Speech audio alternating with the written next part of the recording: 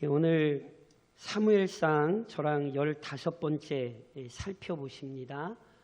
특별히 4장으로부터 6장, 조금 더 정확히 얘기하면 오늘 저랑 읽으신 7장 2절까지는 주인공이 여호와의 궤, 언약궤입니다. 그래서 법궤 내러티브라 이렇게 부른다 말씀드렸죠. 이 법궤 내러티브가 어떻게 시작되냐면요, 이스라엘과 블레셋이 전쟁이 벌어졌어요. 그런데 이스라엘이 블레셋 앞에서 아주 크게 패했어요. 왜 그랬냐 하면 하나님께서 영적으로 무지했던 이스라엘을 징벌하셨기 때문이에요. 그러니까 블레셋이 군사력이 강력해서 승리를 거둔 게 아니라 이스라엘이 너무너무 영적으로 어리석었기 때문에 하나님께서 사사기에 많은 이민족들을 통해 이스라엘을 징벌하셨던 것처럼 블레셋을 통해 이스라엘을 징벌하신 거죠. 특히나 이때 이스라엘은 블레셋에게 여호와의 언약궤마저 빼앗겼어요. 더 정확히 말하면 빼앗긴 것이 아니라 하나님께서 블레셋의 손에 넘겨주셨어요. 다시 한번 강조해서 말씀드립니다. 도대체 왜 하나님이 이런 일을 허락하셨는가? 지난 시간에 설명드렸던 것처럼 여호와의 궤는 여호와의 영광, 임재를 상징해요. 그러니까 어떤 의미에서 보면 하나님이 스스로 참 큰 수치를 받으신 거거든요. 이방 사람들 눈에 보면. 그럼에도 불구하고 하나님이 그 일을 허락하셨어요. 왜였다고요? 하나님이 이스라엘 백성이 명확히 깨닫기를 바라셨어요. 뭐를요? 하나님은 한낱 우상이 아니에요. 그런데 이스라엘 백성이 하나님을 어떻게 다루었어요? 마치 우상을 섬기는 것처럼 하나님을 대했어요. 언약궤만 가지고 오면 하나님의 능력 우리가 마음대로 사용할 수 있고, 그래서 우리가 블레셋에게서 승리를 거둘 수 있어. 이방 백성의 생각이나 이스라엘의 생각이나 똑같았어요. 거룩하신 하나님을 섬긴다고 하면서 그들의 생각이, 그들의 행실이 전혀 구별되지 못했어요. 그래서 하나님께서 징벌하신 거라니까요. 그 영광을 친히 이스라엘에서 블레셋으로 옮기신 거예요. 물론 그것으로 끝내지 않으셨어요. 하나님께서는 주권적인 그 영광을 어떻게 드러내셨냐면 블레셋 땅에 심판을 내리셨죠. 그래서 블레셋이나 이스라엘이나 다시 깨닫게 하신 거예요. 아, 이게 하나님이 능력이 없어서 이게 이스라엘이 진 게 아니구나. 하나님이 능력이 없어서 이스라엘 백성이 블레셋에 패한 게 아니라 이스라엘의 어리석음이 이스라엘을 패하게 만든 거라고요. 그래서 하나님께서 블레셋 땅에서 친히 재앙을 내리셨을 뿐 아니라 어떤 일을 일으키세요? 2마리 암소가 수레를 끌고 벳세메스로 오죠. 말씀드렸듯이 이게 블레셋 방백들은 어떤 머리를 쓴 거냐면 이건 일어날 수가 없는 일이에요. 그런데 그 일어날 수 없는 일이 일어났어요? 안 일어났어요? 일어났지요. 암소 2마리마저 누가 다스리세요? 하나님께서 다스리시더라니까요. 그래서 블레셋 사람들이 원래 불가능한 일을 했는데 하나님께서 그 불가능한 일을 가능하게 하셔서 또다시 하나님의 영광을 드러내셨죠. 무엇보다 법궤가 돌아왔다는 건 하나님께서 이스라엘 백성을 버리지 않으셨다는 거예요. 그러니 이것이 얼마나 영광스러운 일이에요. 그래서 이스라엘 백성은요, 살아계신 하나님, 자기 뜻대로 역사를 주관하시는 하나님, 자기 백성을 절대로 포기하지 않고 버리지 않으시는 하나님 찬송하고 경배했어야 마땅해요. 그런데 안타깝지만 법궤가 돌아온 그때에도 여전히 이스라엘 백성은 어리석었어요. 법궤가 어디로 왔어요? 어디로 왔어요? 벳세메스로 왔어요? 설명드렸죠?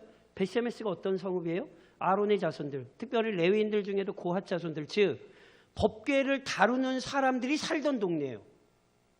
그런데 그 법궤를 다룰 줄 아는 사람들의 동네로 하나님께서 신비롭게 그 법궤가 옮겨오게 하셨는데 그 사람들이 무슨 짓을 했다고요?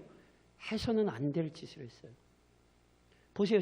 이게 지금 이스라엘 백성인데, 구별된 백성인데, 게다가 언약궤를 누구보다 잘 다룰 줄 알아야 되는 사람들인데 이방인과 별반 다를 게 없더라는 거예요. 그래서 법궤를 함부로 함으로 어떤 일이 일어나요? 하나님이 치셨죠. 5만 70명인지 70명인지 천국에 가서 한번 알아보세요. 어느 숫자가 맞는지 모르겠어요. 분명한 건 하나님의 징벌이 나타났어요. 그래서 하나님이 징벌이 나타나자 어떤 일이 벌어져요? 베세메스 사람들이 뭐라고 얘기해요? 야, 이 언약궤 우리한테 못 두겠는데? 다른 데로 가져가야겠는데? 이 일이 실은 어디서 벌어졌어요? 블레셋 땅에서 벌어졌잖아요. 블레셋 사람들이 법궤 가져갔다가 야, 이거 우리가 법궤 못 가지고 있겠는데? 이거 딴 데로 보내야겠다. 블레셋 사람들이 그 법궤를 옮기고 난리를 했잖아요. 그런데 그게 이방 땅에서만 벌어진 게 아니라 어디에서도 벌어지는 거예요? 이스라엘 백성 사이에서도 벌어지는 거예요. 사랑하는 성도 여러분, 명심하셔야 돼요. 하나님을 섬기는 일, 이건 거룩히 구별되셔야 돼요. 내가 하나님 섬긴다고 하면서 온 마음과 정성을 다해 하나님 섬기지 않으시면요, 화를 자초하는 것입니다. 하나님은 절대 만홀히 여김 받으실 분 아닙니다. 우리 하나님 살아계신 분이고요, 우리 하나님 거룩하신 분입니다. 그러니 그 하나님을 명확히 인식하고 신앙생활 하셔야 되는 거예요. 베스메스의 장면은 우리에게 그래서 오늘도 우리의 신앙을 돌아보게 해요. 그래서 보세요. 베스메스가 이 법궤를 가지고 있을 수가 없어요. 그래서 오늘 저랑 읽으셨고 지난주에도 저랑 마지막에 읽으셨죠? 어떻게 하냐면 기럇 여아림으로 옮겨요. 그때도 말씀드렸잖아요. 왜 기럇 여아림으로 옮겼는지 모르겠어요. 저희가 성경에 다른 기록을 찾을 수가 없어요. 게다가 아비나답의 집으로 옮겼는데 이 아비나답이 누군지, 그 아들 엘르아살이 누군지 성경에 기록이 없어요. 원래 엘리아살 또는 엘르아살이라는 이름은요, 떠오르는 사람 없으세요?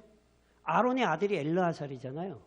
그러니까 아마 레위인일 수 있고 아론 자손 계통일 수 있을 것 같아요. 그런데 족보도 없고 기록도 없어요. 그래서 여기에 대해서는 저희가 뭐 가타부타 얘기를 못 하겠어요. 그러니까 어찌 됐건 아비나답의 집으로 옮겨서 아비나답의 집에서 그 궤를 지키게 된 거예요. 그러니까 보세요.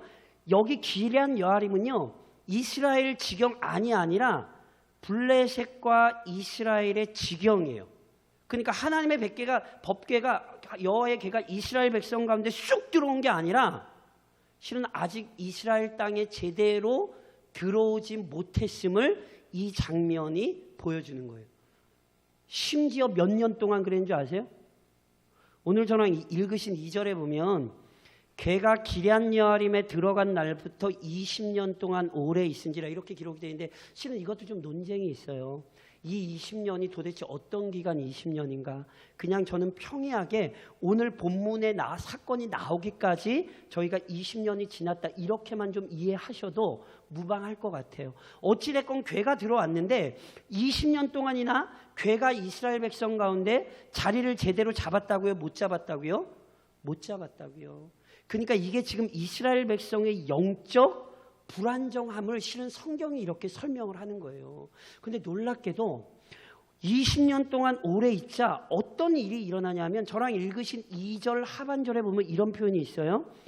이스라엘 온 족속이 여호와를 사모하니라. 20년이 지나자 이스라엘 백성이 여호와를 사모했대요. 실은 여기 사모했다는 단어가 원어적인 의미는 애통했다는 단어거든요. 그러니까 이게 애통했다는 게 구체적으로 어떤 의미인지는 잘 모르겠어요. 우리말은 여러 번역 중에 사모했다 이런 의미의 번역을 따라 우리 성경은 번역이 되어 있는데 요걸 따라 해석드리면 이런 거예요. 아마 이스라엘 백성이 하나님의 은혜에 대한 간절한 열망이 마음속에 꿈틀대기 시작했던 것 같아요. 그리고 기억하셔야 돼요. 이게 은혜예요. 이스라엘 백성이 하나님도 바르게 섬기지 못하고 그래서 여호와의 궤도 자신들에게 완전히 자리 잡게 하지 못하는 이 영적인 무지함이 있었는데 놀랍게도 하나님께서 이들의 마음을 만지셔서 뭐 하신 거예요? 이들의 영적 무지를 지금 깨트리시는 변화가 일어나는 거예요. 사랑하는 성도 여러분, 이게 우리에게 중요한 은혜라는 사실을 기억하셔야 돼요. 우리 마음에 은혜에 대한 간절함이 꿈틀거리기 시작해야 돼요. 하나님께서 우리에게 은혜 주시기를 바라는 마음이 우리의 마음 안에 서서히 자라나야 돼요. 이게 진짜 은혜라는 사실을 놓치시면 안 돼요. 그리고 놀라운 것은 이 영적인 분위기를 누가 알았냐 하면 사무엘이 알았어요. 자, 사무엘의 등장도 굉장히 좀 갑작스러워요. 제가 아까 말씀드렸잖아요. 이 괴를 빼앗기는 사장 바로 전에 사무엘이 나와요. 실은 4장 1절에 사무엘이 나와요. 그런데 만약에 20년이 지났다면 실은 20년 동안 사무엘에 대한 얘기도 없는 거예요. 그러니까 그 20년 동안 사무엘이 어떤 일을 했는지 저희는 도대체 알 수도 없어요. 그런데 분명히 어찌됐건 사무엘이 이 영적인 시기에 등장을 해요. 그러면서 저랑 3절을 같이 한번 읽으시겠어요? 3절을 한번 같이 읽겠습니다. 7장 3절 같이 읽겠습니다. 사무엘이 이스라엘 온 족속에게 말하여 이르되 만일 너희가 전심으로 여호와께 돌아오려거든 이방 신들과 아스다롯을 너희 중에서 제거하고 너희 마음을 여호와께로 향하여 그만을 섬기라. 그리하면 너희를 블레셋 사람의 손에서 건져내시리라. 보세요. 20년이 됐는지 그 기간이 정확히 어떤 의미인지 모르겠지만 오랜 시간이 지나고 나자 하나님께서 이스라엘 백성의 마음에 각성을 주셔서 이스라엘 백성들이 마음에 하나님에 대한 은혜에 대한 간절함이 자라기 시작했어요. 그걸 깨달았던 사무엘이 이스라엘 백성 앞에 서서 이스라엘 백성에게 뭐 하는 거예요? 실은 회개를 촉구하는 거예요. 하나님을 찾고 뭐 하라고요? 이방 신들과 아스다롯을 제거하래요. 만일 그렇게 하면 너희를 블레셋 사람의 손에서 건져내시리라. 이 의미가 무슨 얘기인지 아시겠어요? 지금 20년이 어떤 20년인지 모르겠는데 법궤가 이스라엘 백성에 들어오고 난 이후에도 블레셋 사람들이 이스라엘을 괴롭혔다는 얘기입니까? 안 괴롭혔다는 얘기입니까? 괴롭혔다는 얘기예요. 지금 사무엘의 얘기가 그걸 보여주는 거예요. 그러니까 이 20년이 정확히 어떤 기간인지 모르겠지만 괴가 들어오고 나서도 블레셋의 어떤 억압이나 어떤 핍박이 있었고 그 아래에서 이스라엘 백성이 뭐 하고 있었다는 거예요? 블레셋 사람 손에서 실은 괴로워하고 있었어요. 그래서 사무엘이 지금 이렇게 얘기하는 거예요. 이제라도 여호와 하나님 찾고 우상 버리고 뭐 하라고요? 하나님께로 전심으로 돌아오면 하나님께서 너희를 블레셋 사람들의 손에서 건지실 거야 선포하고 있는 거라고요. 그랬더니 어떤 일이 일어나는 줄 아세요? 4절 보시겠어요? 4절 보세요. 이게 아주 잘 읽으셔야 돼요. 4절 같이 읽겠습니다. 이에 이스라엘 자손이 바알들과 아스다롯을 제거하고 여호와만, 자 제가 여쭤볼게요. 사무엘이 버리라 그랬잖아요. 우상. 그랬더니 이스라엘 백성이 우상을 버려야 안 버려요? 그 얘기가 무슨 얘기인지 아시겠어요 지금? 이스라엘 백성들이 지금 괴가 이스라엘 백성 지경 안에 들어왔는데도 이스라엘 백성들이 지금 뭘 가지고 있어요? 바알과 아스다롯을 가지고 있었대요. 이걸 잘 보셔야 돼요. 여호와를 온전히 섬긴 게 아니에요. 놀랍게도. 버리려니까 버릴 게 없었으면 좋았는데 버리려니까 진짜 버려요? 안 버려요? 버리지요. 무슨 얘기예요? 이스라엘의 우상을 품고 있었다는 얘기예요. 그러니까 보세요. 이미 앞서 설명드렸듯이 엘리 제사장이 하나님의 말씀이 들리지 않고 게다가 장로들이 야 언약궤 가져와. 언약궤만 가져오면 우리가 이길 수 있어. 이런 말도 안 되는 얘기를 백성의 지도자들이 하고 실제로 언약궤를 가져오니까 와 언약궤 가져왔으니까 우리가 이길 거야. 이스라엘 백성들이 환호하고 이 일이 다 왜 일어났는지 아시겠어요? 이스라엘이 철저히 우상에 물들어 있었어요. 왜 하나님을 우상을 섬기는 것처럼 섬길 수밖에 없었냐 하면 놀랍게도 그들 안에 우상 숭배가 아주 깊이 자리 잡고 있었기 때문에 그래요. 이 싸움은 오늘 우리에게도 있어요. 오해하지 마세요. 우리가 어디 가서 바알을 숭배하고 아스타롯을 집에 갖다 놓고 이런 얘기가 아니에요. 보세요. 하나님을 믿는다고 하면서도 교회에 나와서 예배 드리지만 가정에 가서는 하나님을 믿는 것과 전혀 다르게 행동을 하면 그게 바알과 아스타롯을 섬기시는 거예요. 내가 하나님 말씀 붙들고 신앙생활을 한다고 하지만 자녀의 어떤 문제를 다루는 데 있어서는 세상 사람들과 똑같이 자녀의 문제를 대한다면 그게 바알과 아스타롯을 섬기시는 거라니까요. 마음 한켠으로는 어찌됐건 돈을 붙들려 살려 하고 세상 사람들과 똑같이 생각하고 세상 사람들과 똑같이 행동하면 그게 바알과 아스다롯을 품고 있는 거예요. 이것이 오늘 우리의 삶과 별반 다르지 않다는 사실을 깨닫지 못하시면 지금 성경의 얘기를 놓치시는 거예요. 그래서 내 안에 발이 없는지, 내 삶의 방식에 아스다롯을 섬기는 방식이 없는지 돌아보셔야 된다니까요. 그리고 보세요. 그것 때문에 이스라엘 백성이 지금까지 뭐 하는 거예요? 큰 억압과 압제 속에 있는 거예요. 그래도 보세요. 하나님께서 은혜 주셔서 이스라엘 백성이 은혜에 대한 간절한 사모함을 갖게 하셨고, 사무엘이 하나님만 섬겨야 돼, 우상 버려, 그랬더니 버려요 안 버려요? 버리죠. 이게 은혜라는 거 잊지 마셔야 된다니까요. 진짜 은혜는 내가 하나님 앞에 범죄했다는 사실을 깨달을 때 그 모든 것을 버리고 하나님 앞에 다시 결단하는 신앙을 사시는 거예요. 그래서 사무엘이 이렇게 안 끝내요. 저랑 5절 6절을 한번 같이 한번 보시겠어요? 5절 6절 같이 읽겠습니다. 시작.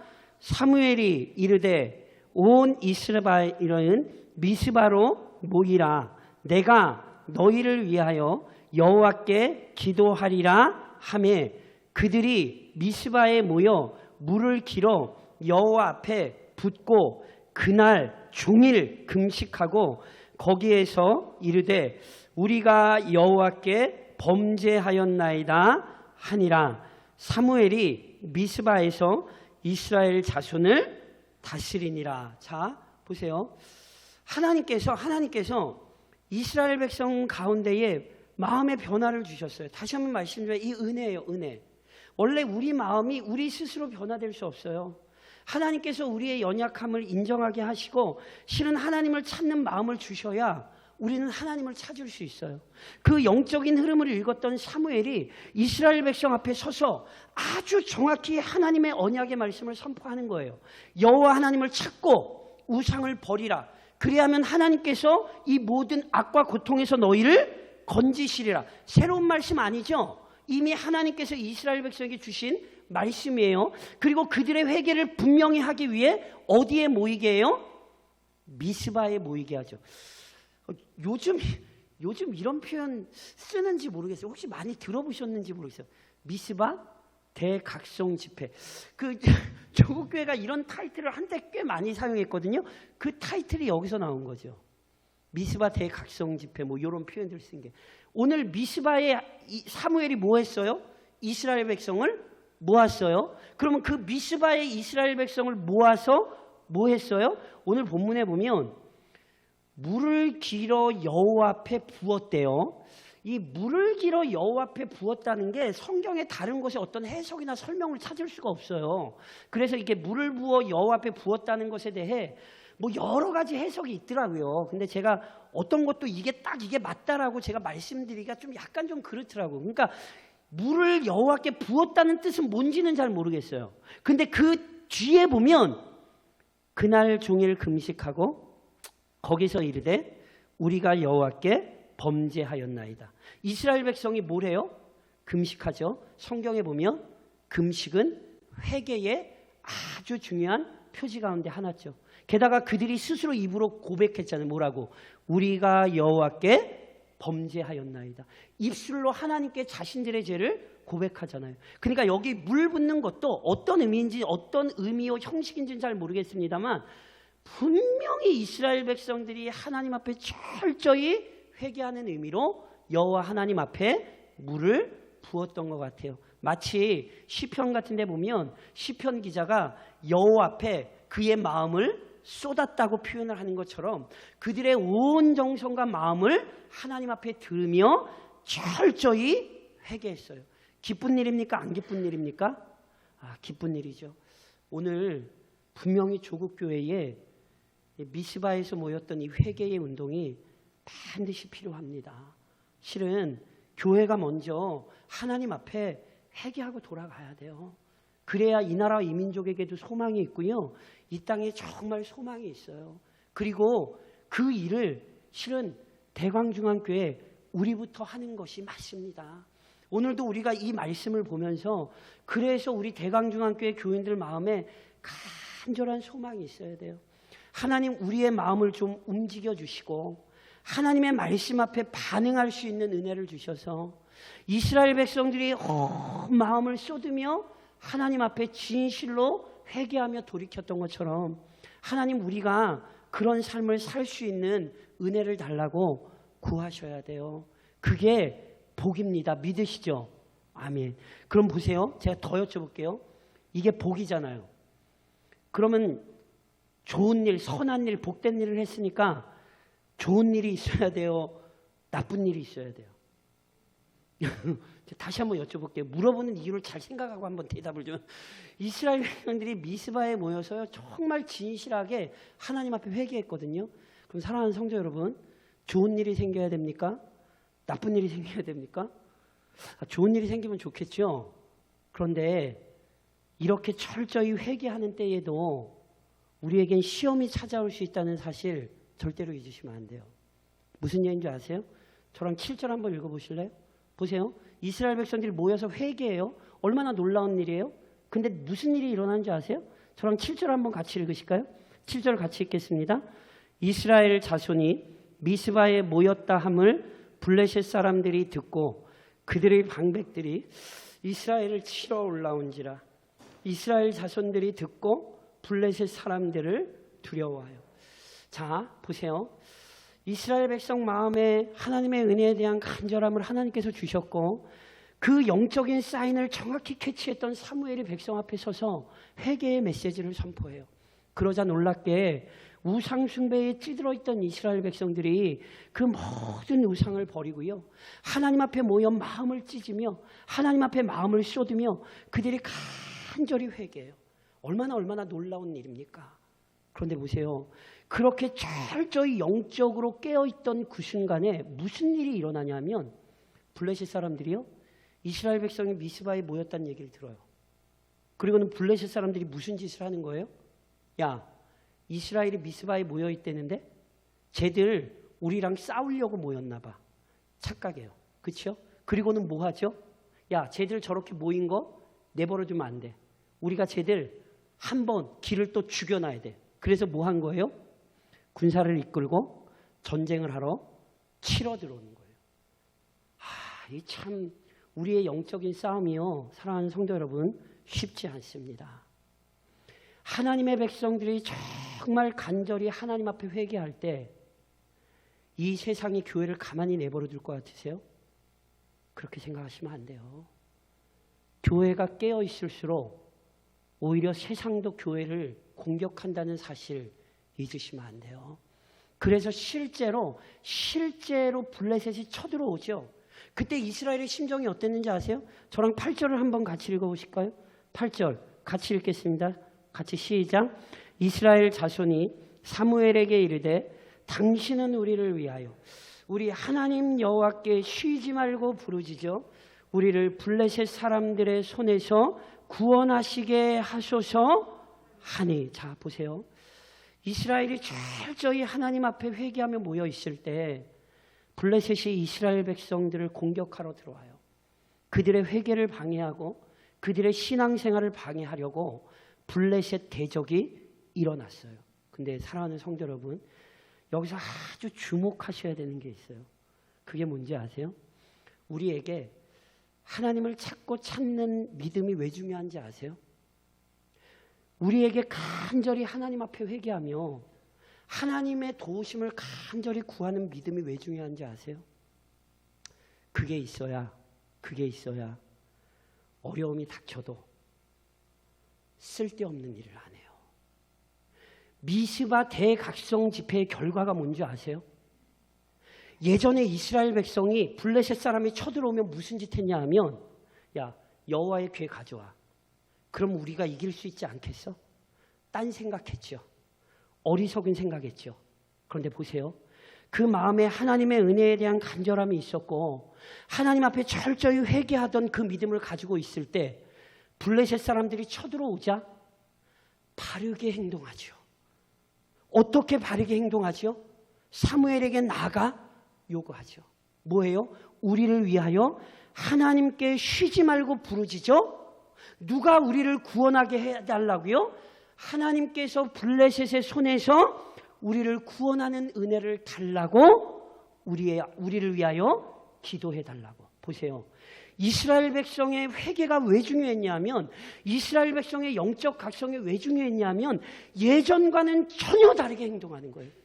이제는 하나님이 어떤 분이신지를 기억하고 고난이 오고 환난이 오자 어리석게 행동하는 게 아니라 제대로 지혜롭게 행동하는 거예요. 오늘 우리 마음에 하나님의 은혜에 대한 간절함이 중요한 이유는 그 간절함이 있어야 고난이 찾아올 때 쓸데없는 짓을 하지 않고 오히려 뭐 하는 거예요? 진짜 우리의 도움이 되시는 하나님 앞에 엎드릴 수 있는 거예요.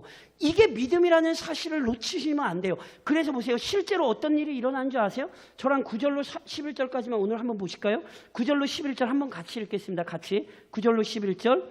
사무엘이 전 먹는 어린 양 하나를 가져다가 온전한 번제를 여호와께 드리고 이스라엘을 위하여 여호와께 부르짖음에 여호와께서 응답하셨더라.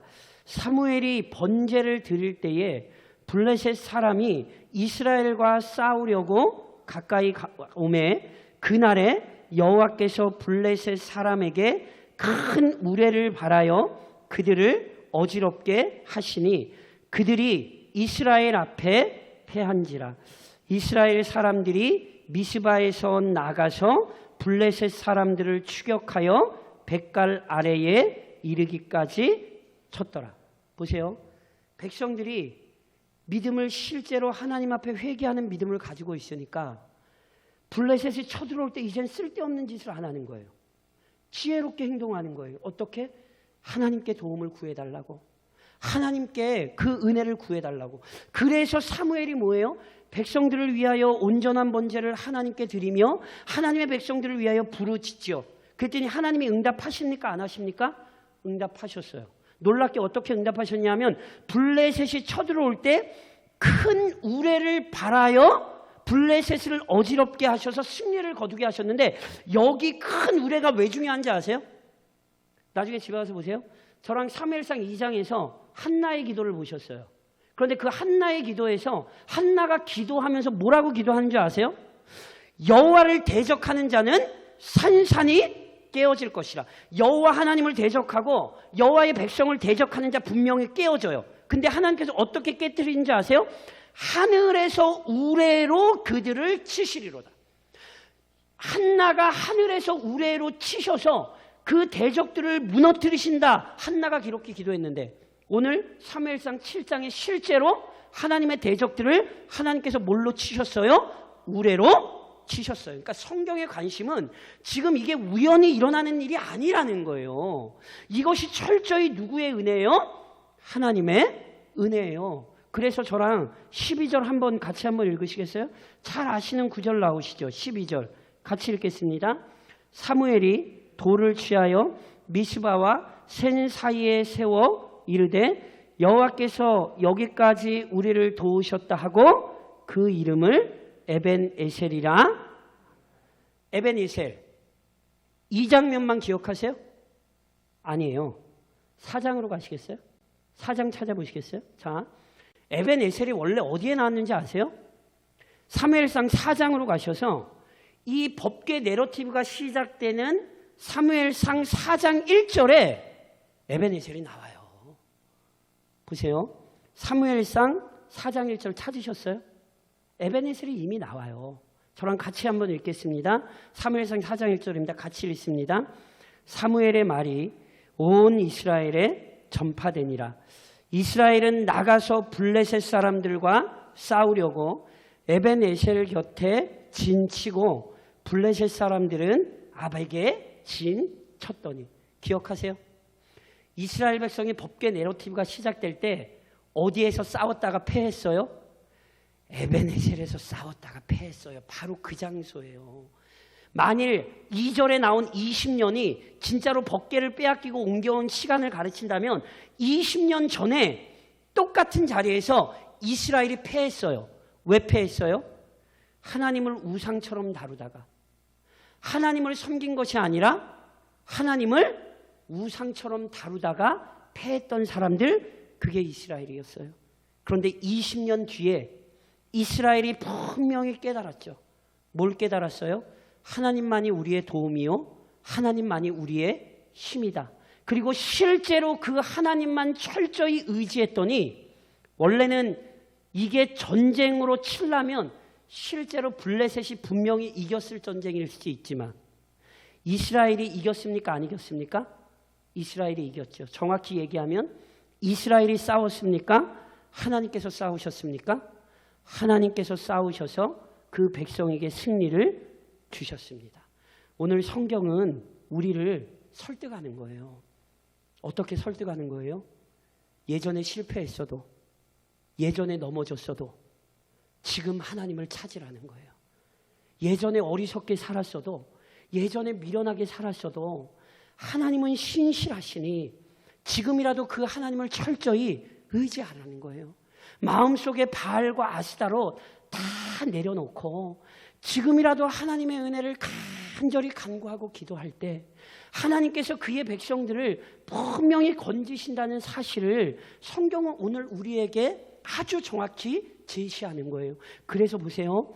하나님께서 이 사실을 깨닫게 하시려고 미스바에 모였을 때 블레셋이 쳐들어오게 하는 거예요. 사랑하는 성도 여러분, 이건 우연히 일어난 게 아니에요. 하나님께서 하나님의 능력을 보이시려고 미스바에 모여서 막 회개하고 있을 때 하나님이 블레셋의 침략을 허락하시는 거예요. 그래서 이스라엘을 괴롭히신 게 아니라 오히려 이스라엘로 하여금 아주 명확히 깨닫게 하신 거예요. 아, 하나님께 기도하니, 하나님께 돌아서니 하나님이 우리를 도우시는구나, 하나님이 우리를 인도하시는구나. 사랑하는 성도 여러분, 지금까지 나라와 민족의 어려운 일들 많았죠. 앞으로도 많을 거예요.